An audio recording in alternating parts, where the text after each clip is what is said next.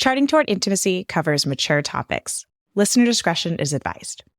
Hello and welcome to episode 200 of Charting Toward Intimacy.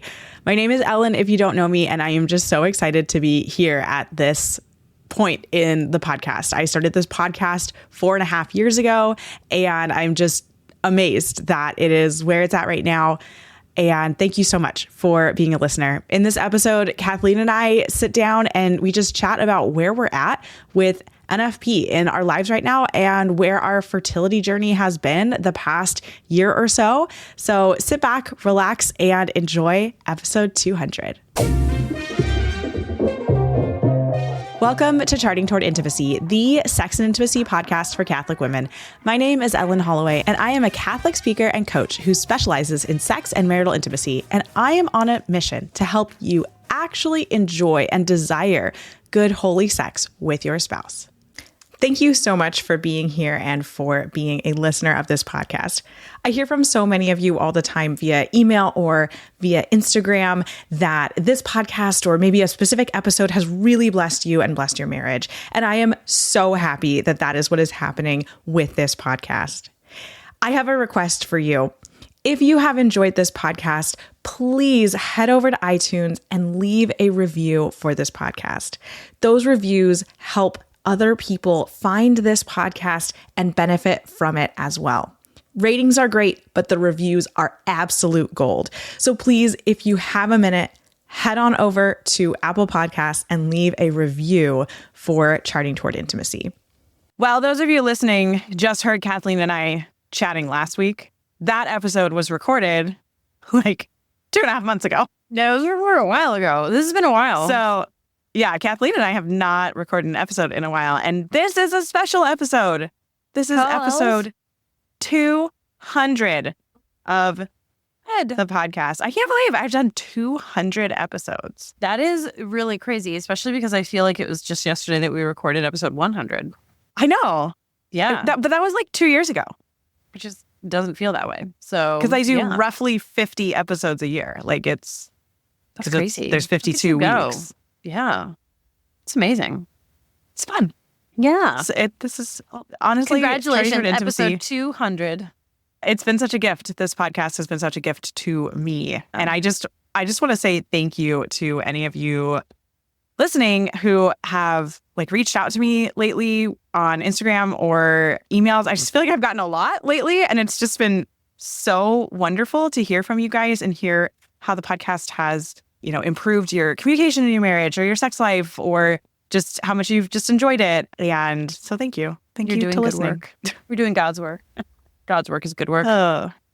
So today, Kathleen and I we're just going to open up to you guys and chat a little bit about like how NFP and like sex is going right now for us and how it has been for the past couple of years. It's like girl chat. Yeah. We'll talk episode. It's interesting. I personally have never really had that much of an issue with NFP. I know a lot of people are like, hate it and it's a pain. And I mean, obviously, like I started this podcast, like I have loved NFP since I got to know it, which is like why I wanted to start this podcast and talk about NFP, because I think it's amazing. And I think it's just such a gift that even when a couple realizes like this is not a good time to have a child, God created our bodies in such a way that we don't have to completely abstain during that time. Like we still have windows where we can come together as husband and wife, even when we've said, oh, I just like now is not a good time to have another child. Right. That's such a gift. Yeah. No, it totally is. So, well, you, Ellen, you're in that postpartum life right now. Yeah, we just hit like 12 weeks. Yeah. So I'm like, oh, shit, I have to start charting again. I know. Don't you hate that? It's just like, oh, shoot. This is like blissful for so long. I would really rather not have another baby. Like I like having at least a 2-year gap. That just seems to be good for my body. Yeah. And so I'll be entering into a time of trying to avoid. And in that postpartum time, I don't know. We're kind of on the idea. I just hit 12 weeks. So it's like we don't have very much more time to like decide what we want to do. But of just kind of like hanging out with the lactation amenorrhea method until closer to like 5 months. Yeah. Because, yeah, I mean, like I'm exclusively breastfeeding and the lactation amenorrhea method is highly studied. And you have to fulfill all of the requirements of lactation amenorrhea. And like at this point, I still am. As soon as he starts maybe sleeping more than like a 4-hour chunk, then I won't be. Right. Yeah. Yeah. I mean, that is the thing. Like you can't do any pacifiers. You can't do any bottles. You can't be pumping. You can't. It's so weird. We've never done pacifiers. Oh, good. I don't even know like Good what for you. pacifiers are really used for. I don't know. Like that just hasn't been a thing. Here's the thing. Josie is 2 and she's straight up an addict for her binky. Like we tried breaking her cold turkey a couple weeks ago and she was literally a raging addict. Like it was like we took away cigarettes after 10 years of smoking or like, oh my gosh. It was just like, I'm not even kidding. Like she went from this sweet little 2-year-old to an absolute bear. Like she would not stop being miserable or yelling or screaming. Like Aww. it was constant. Poor and it like, Josie. broke my heart to the point that it was like she wasn't sleeping. She wasn't getting down easy. She wasn't staying asleep when she finally was down. So we were like, okay, clearly cold turkey's not going to work. So now we're like only using it at nighttime for sleep. Mm-hmm. And I switched up the binky too to be like the more orthodontic one. Anyway, but it's like she's still kind of miserable because she can't have it like for her nap in the afternoon. Like I'm literally only using it for bedtime. Like I'm not even using it for her naps. So she's still a little bit needy and miserable. We also have like a cold going around the house, so I'm sure that's not helping. But oh my gosh, it's like, why did we ever give her a pacifier? That's like where I am right now. It's like, can we just never do this again if we ever have any more babies? But it's so funny. Yeah. With my first, we had such a hard time breastfeeding. So we didn't introduce a pacifier because we were like working so hard to try to get breastfeeding to work. Yeah. And so then it was like by the time we kind of like figured out, okay, breastfeeding is just like not really working. She was on a bottle and it was just like, we didn't have any pacifiers. We had been doing it for like 2 months now and she'd never and so it was just like, we were just past that point. Yeah. And then, so then with my son, I was like, I don't even know what a pacifier is used for, like with my second. And so now we're on the third and I'm like, we still don't have a pacifier in this house. I don't. Good for you guys. I'm like truly happy for you about that because they are just like not losing them. Like they become so dependent on them. So it's like not losing them, always making sure you have them around is like a pain. And then when you're trying to break them, it's just like, it's awful. It's horrendous. It's terrible. It's literally living with an addict who's just like trying to be broken of her habit. It's terrible. Yeah. Anyway. Back to NFP. I'm going into this, like, this is going to be the first time that we're trying to avoid for actually a really long time because prior to conceiving this little guy, we were trying for like 9 months prior to that. Yeah. So we were not trying to avoid I haven't charted for almost 2 years. Yeah. Wow. Well, I guess I was still charting. Right. I was still charting. Yeah. Right. But I was doing it like super relaxed too. Yeah, exactly. And just like kind of marking, it's like the way we used I was to really just kind of making sure that I was still ovulating. Yeah, and like exactly right. Yeah. Yeah. And you're more like paying attention than you are like really being anal about getting it in the app and whatnot. Exactly. Yeah.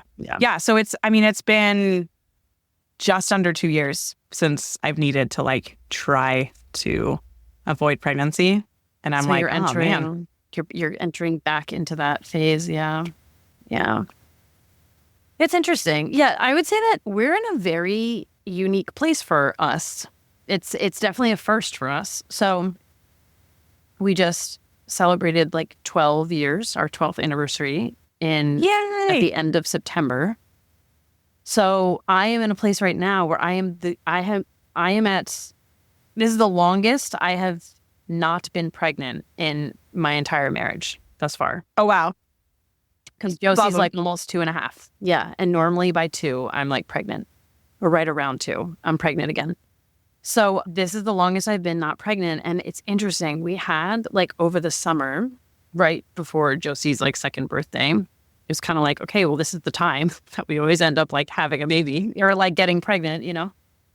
And I was kind of just feeling like, yeah, like I would be fine, like whatever. So we took a risk on peak day. Like it was on peak day. And I was just I like, remember well, you texting me about Yeah. that risk. Yeah, You were I like, did, yeah. I am either pregnant or I'm not. And that just is what and it it's is. just, it is what it is, right? And it's like, and there were a lot of reasons. There were like some anxiety things about like getting pregnant again. Like my sister's getting married in January. And so it was like, oh my gosh, like I have to order a dress. Like, how am I going to do that if I'm pregnant? And then like, my That's other so sister- hard being a pregnant Yeah. bridesmaid. I was Yes. I was a pregnant bridesmaid one time, and I was just Right, like, yes. how do I remember being on the phone with I someone did it from once, David's yeah. Bridal, and I was Mhm. like, so how do I estimate this? Like, because obviously I'm not the first pregnant bridesmaid. Like, Right, yeah. and I'm like Exactly. talking to this customer service person, and she's just like, well, like probably just go up a size, and like that's usually a good enough. And I'm Yeah, like, but I I'm had gonna to- be like 8 months pregnant. Like I was like super pregnant at that wedding. Yeah.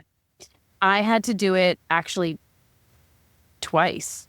I was in 2 weddings, my younger sister's wedding and then my best friend's wedding. I was pregnant when I had to get measured, but then I Oh, was gosh. not pregnant when the dirt for the wedding. Oh, that's So it was hard. like they had to measure me at my largest point, but my largest point was bigger than what I was going to be at the wedding.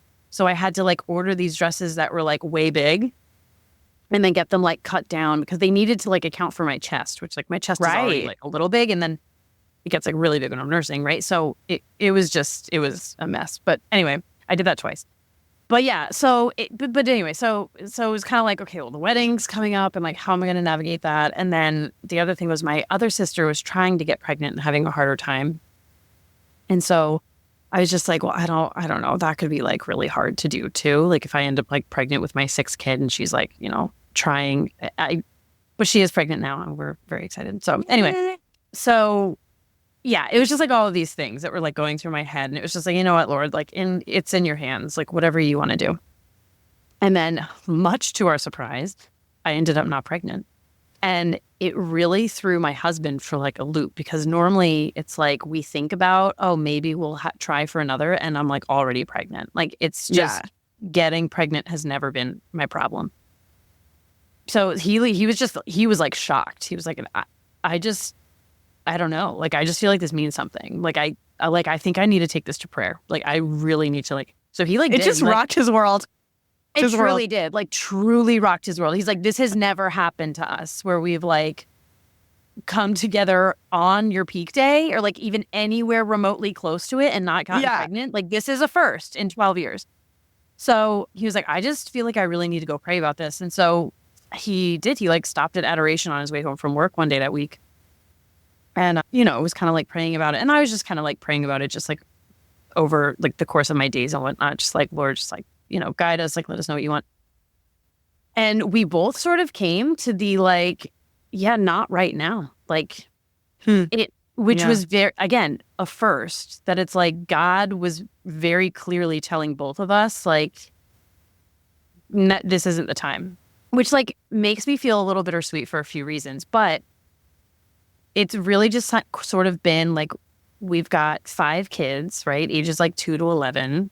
And we've got activities going on. We're homeschooling one. We've got the toddler still here. Like, it's just like life is so busy, you know, and we're finding that it's really, really easy amidst like the chaos and the overwhelm and the rush and like you know, that just happens day to day. We sort of started like losing each other a little bit in the process of all of that, you know, and then I get like, I'm just like an anxious person and I get like super stressed out and overwhelmed. And when I'm that way, like I'm not feeling like in any sort of mood to be intimate. And like, you know, it's just like stress just takes over and it rules everything. And then we just sort of have felt like we've just been like sort of pulled apart through this family life. And it's like, God I think, is just very clearly asking us to work on that.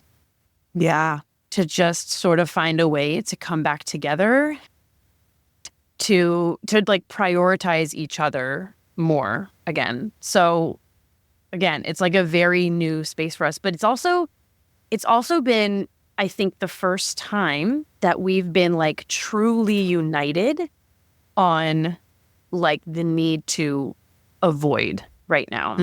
Like, I think in the past, like my husband would have been like totally fine just like being a providentialist and just being like, yeah, whatever, like whatever, whenever, it's fine. Like, you know, but he, and I'm just kind of the one who's just like, no, I cannot get pregnant again right now. Like, I need space, I need time, I need healing, like I need whatever I need. And so it always felt like I was kind of the gatekeeper, you know, where it's just kind of like I'm the one making the decision. And that was, I mean, hard for years to feel like you're the one always having to say no when, you know, he didn't necessarily always agree. But it's like the first time where we're both united on that, where he's just like, yeah, no, like we shouldn't have another one right now. So there's like that's like something that's very freeing in this current state. But also we're in this new house, right? Like we moved in 6 months ago, pretty much. And we've like had no babies here. Like we have like brought any babies home to this house, you know, like in our old house, we brought 3 babies home there, you know, and there was this like really, like there was just so much life that happened there. And I don't know, it's like kind of this idea that like, well, maybe we won't have any babies here in this house. Like maybe, I don't know.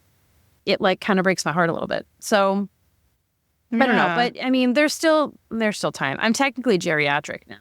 If I were to get pregnant and have a baby, I'd be considered geriatric. So, you know, it's kind of like geriatric pregnancies used to be above 30.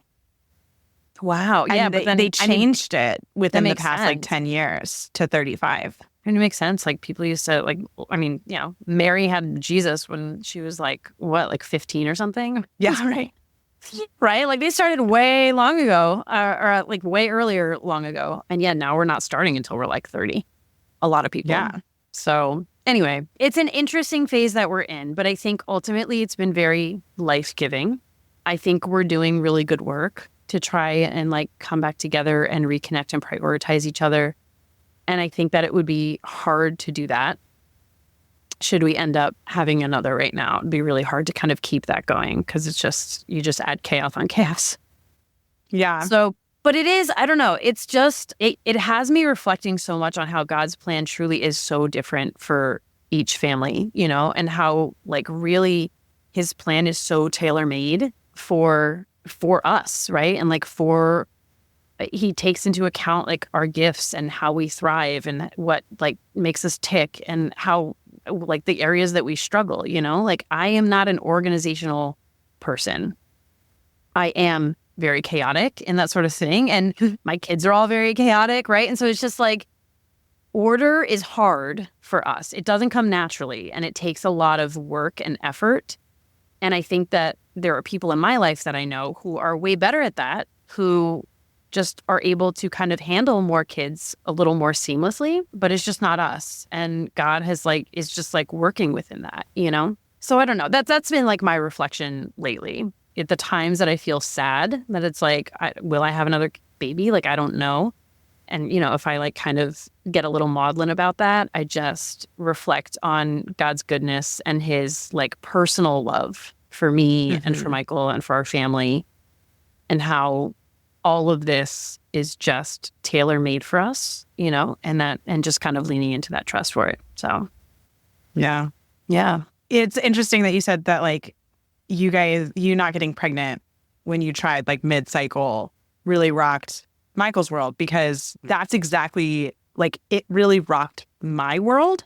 Yeah. When, you know, back, like, basically 2 years ago, a little more than, like, I guess 2.5 years ago-ish, when we tried, like, again, it was probably right around peak day. Like, it was high fertility, and I didn't get pregnant. And I was just like, literally, my world was totally rocked. And my husband was just like, I mean, it's normal for it to take like 6 months. It's not, you know, because that's the thing is, if you're charting and, you know, utilizing the most fertile days, it's normal to take 6 months.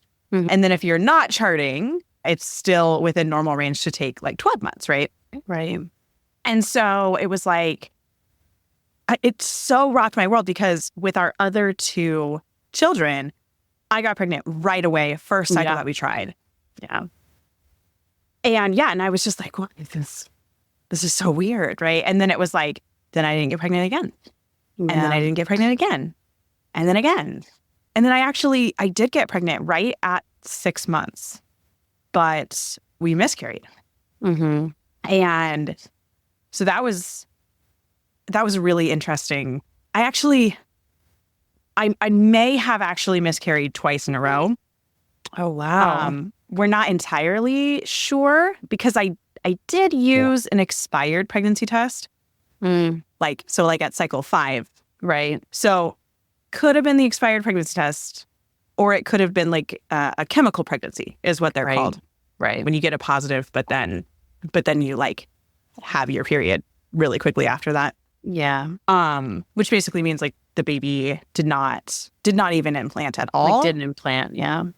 Yeah. And then then at 6 months, that one was a little bit scary because when I went into the doctor, they couldn't find the egg sac.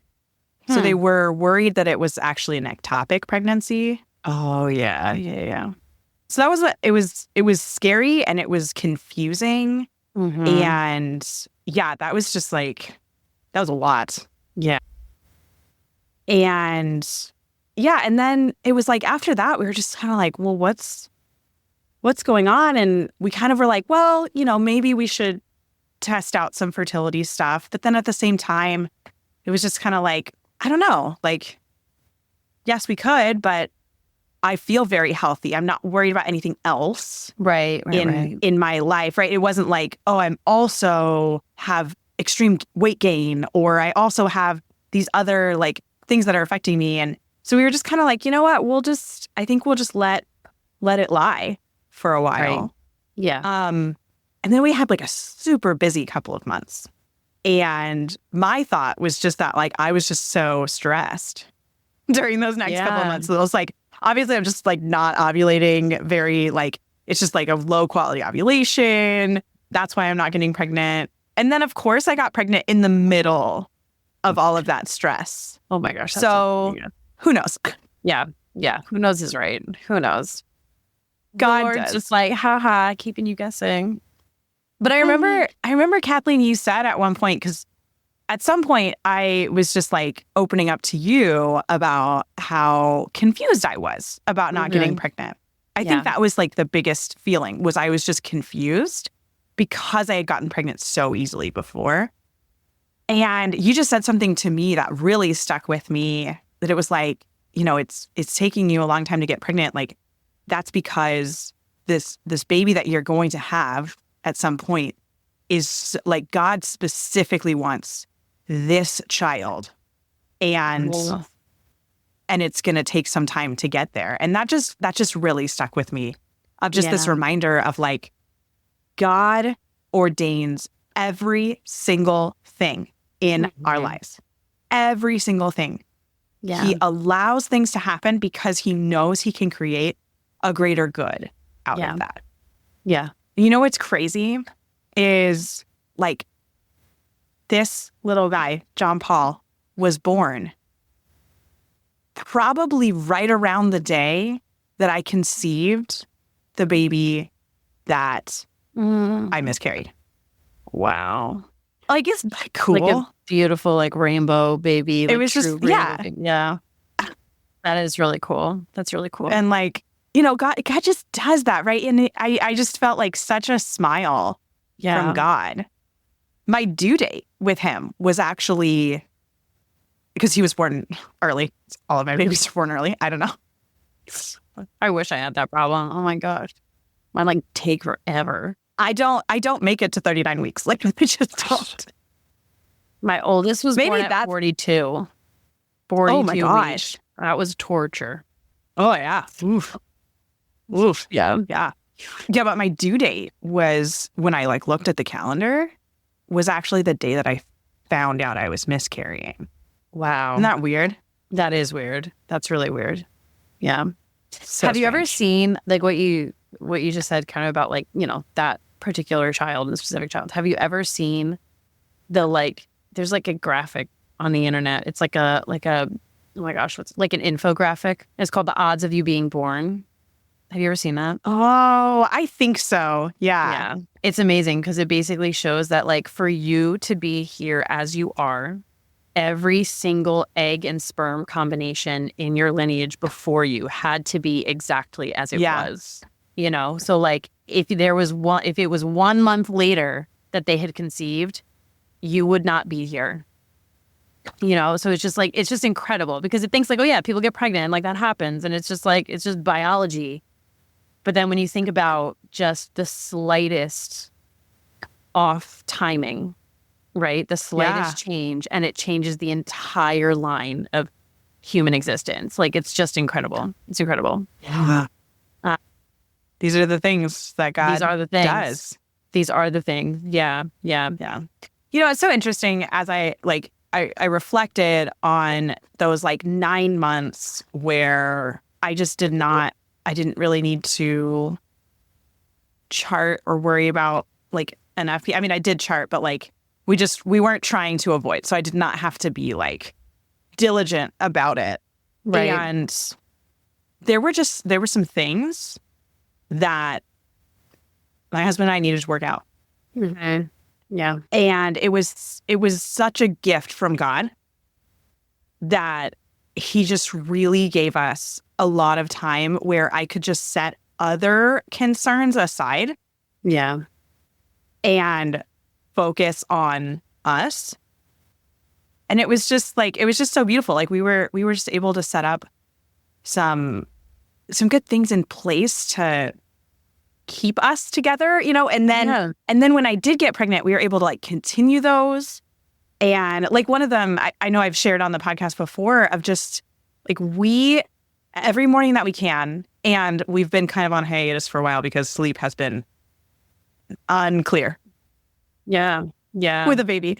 But every morning that we can, we would get up a little bit early and like have tea and just like quiet in the house before the kids got up and just kind of like connect and chat about things or like go over the schedule or go over something that needed to happen that week or just this opportunity to just make sure we're on the same page and spend a little bit of time together. And that was something that we set up like in that time. Mm-hmm. And it just like, it was just very eye-opening to me. Other things like that we really did need to focus on our marriage. Yeah. And like, just really make sure that we were good, you know? Yeah. Yeah. No, that makes total sense. Which just built us up for then this pregnancy. This was definitely my hardest pregnancy. I mean, I wouldn't say it was hard compared to many other people's experience of pregnancy, but right. I mean, Sure. Gosh, for the last 6 months of it, or 6 months, oh my gosh, for the last 6 weeks of it, I could barely like do more than just the day-to-day walking around. Like I couldn't go for a walk. Yeah. Or else I would just be like stuck on the couch with back spasms. And I had some days where I was just like, oh, okay, we're on the couch today and we're watching movies. Yeah. That's what's going on. That's hard. That's hard. And that was really tough. And then the recovery was harder this time as well. Like it was my hardest pregnancy and my hardest recovery. And now I'm feeling really good, which is wonderful. It's amazing. That is a gift. But yeah, so it was such a gift that like God gave us that time to really bolster up our marriage so that we were just ready for then when things did get really like, there was a lot I couldn't do during this pregnancy, and Kurt took up a lot of slack. A lot. Yeah. I don't think in the last half of the pregnancy, I'm not sure that I ever did a load of laundry. Like, yeah, that's amazing. I think he did all of it, right? Like it was there was so much that I couldn't do in the day. I was so exhausted. Well, and I think it's just like a good reminder that like we really, in marriage and in parenting and in, just kind of family life, like there are always seasons, and I think that when you are in that season of just like having all the babies and back-to-back pregnancies and, like it sort of can consume you to the point that it's just like, oh my gosh, like it's overwhelming sometimes, and it's a lot, and it's obviously a lot of work, and it's exhausting and it's tiring, but I don't know. It's just a reminder that like God sees that. Like he's not just going to ask you to like totally kill yourself. You know what I mean? Like it's going to involve sacrifice. Like sacrifice is always going to be a thing. And it's, the work that we do as like mothers and, is obviously so beautiful, but he sees how hard you're working and he knows when you need rest, and he knows when you need to focus in other areas, and he will build that into the plan for your family, And I think sometimes we forget that when you're in the thick of it. You're just kind of like, oh my gosh, like what has my life become? And when is this going to end? Like, I don't think there's an end in sight. There is always a new season on the horizon. And the Lord just is so gracious to just give it to us in his perfect timing. Yeah. There's this St. Francis de Sales quote. I think it's St. Francis de Sales. I hope. But it's basically, and I'm going to paraphrase it anyway, so who knows who it is? Yeah. Could be anyone. But it's basically like God is going to, protect you from all harms, or he's going to give you all of the strength that you need to and we can just go about our day fully trusting in that. Yeah. That either we're going to be fully protected from that like harm or sadness, or God will give us every single bit of strength that we need to get through it. And I just like, that's a great way to live, right? I mean, that's the Christian life. True. Yeah. No, it's beautiful. I love it. All right. Well, there goes episode 200. Episode 200, girl chat, girl talk episode. Here's to the next 100. Here we go. Thanks so much for listening. If you are not already following us on Instagram, be sure to check us out at Charting Toward Intimacy. And if you listen to podcasts on a platform that gives you the option to rate or review, we'd love for you to do that because it helps us spread the word about the podcast. If you ever have questions, comments, or episode topic ideas, please reach out to us. We love to hear from you. You can reach out on Instagram or send us an email. Our email is in the show notes. Until next time.